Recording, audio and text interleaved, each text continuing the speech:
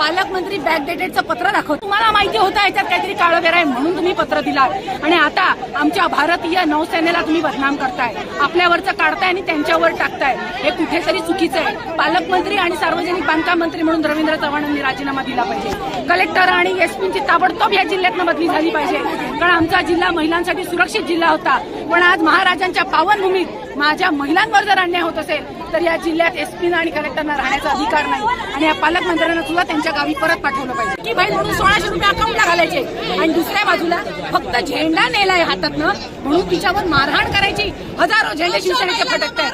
खऱ्या अर्थाने लॉ ऑर्डरचा विषय होता तर काल तशा सूचना तुम्ही द्यायला हव्या होत्या की या भागात कुठलंही राजकारण चालणार नाही, कोणीही पक्षाचे झेंडे आणू नये। जेव्हा आमचा मोर्चा पूर्वनियोजित आहे, आदित्य साहेबांचा दौरा ठरलेला आहे, असं असताना जेव्हा आम्ही झेंडा आणला याच्यावर चिन्ह आमचं असलं, पक्षाचं शिवसेनेचं नाव असलं तरी हा रंग माझ्या महाराजांचा आहे, हा भगवा आमच्या हिंदवी स्वराज्याचा आहे आणि त्याचं कुठेतरी तुम्हाला पोटशिळ आहे। आज या महाराजांच्या पुतळ्यामध्ये तुम्ही भ्रष्टाचार केलात आणि महाराजांच्या भूमी त्यांच्या नजरेसमोर माझ्या माता भगिनींवर या पोलिसांनी अत्याचार केले। हे कुठेतरी थांबलं पाहिजे। कलेक्टर तिथे समोर होते, कलेक्टरांना मी जाऊन विचारलं, कलेक्टर साहेब हातात बांगड्या भरलात काय? माझ्या महिलांच्या स्वावलंबनाच्या बांगड्या तुम्हाला भराव्या लागतील, कदाचित त्यामुळे तुमच्या स्वावलंबनी, पण त्यावेळेला ते कलेक्टर तिथून पळून गेले। एसपी आम्हाला दिसलेच नाही, त्यांच्या समोर मारामाऱ्या चालू आहे पण एसपी बघत नाहीये। झेंडा सोडावा म्हणून तसेच तमाम राणे समर्थक आलेले आहे, सगळ्यांचा धिक्कार। माझ्या झेंड्याचा हे केलंय, मला अक्षरशः मारलंय या लोकांनी, लोळवलंय, मला ओढून फेकत होते बाहेर, राजकोटातून फेकत होते। हा माझ्या राजांच्या किल्ल्यातून, माझ्या राजांच्या किल्ल्यातून, ही राण्यांची प्रॉपर्टी नाहीये, ही माझ्या राजाची प्रॉपर्टी आहे आणि मला कोणी बाहेर काढू शकत नाही।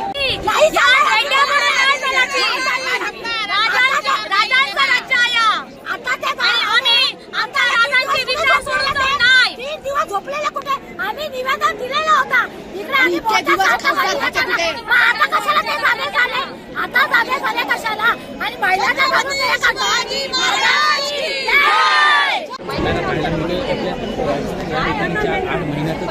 त्यावेळी ही महिला कुठे होती? का नाही गेली तिथपर्यंत? मला सरकारला विचारायचं आहे, हा सरकार कशाला निश्चित असो अशा सरकार।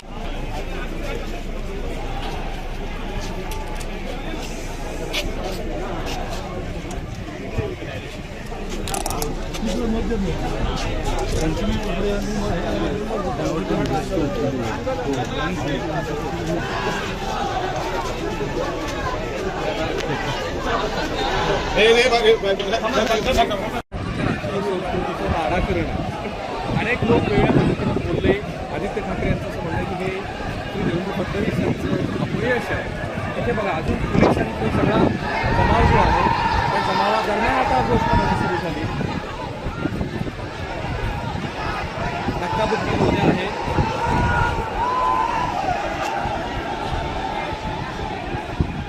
देधडक बेधडक वृत्त देणाऱ्या आपल्या शिवसत्ता टाइम्स न्यूज चॅनलला लाल बटन दाबून सबस्क्राईब करा आणि बेल आयकॉनला क्लिक करायला विसरू नका।